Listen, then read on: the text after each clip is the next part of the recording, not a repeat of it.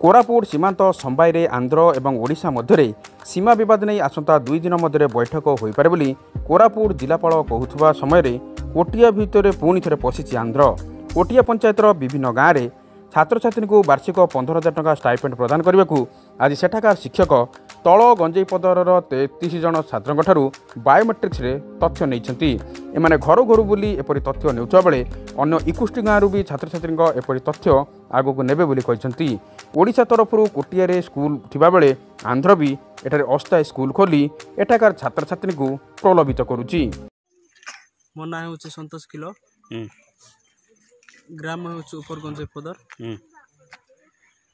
आंध्र रो सार teacher आछंती तांके biometric करबा पई बायोमेट्रिक करि सारला परे तांको जनक पिछा 15,000 टंका स्टाइपेंड मिलबो वर्ष को 15,000 टंका मिलबो।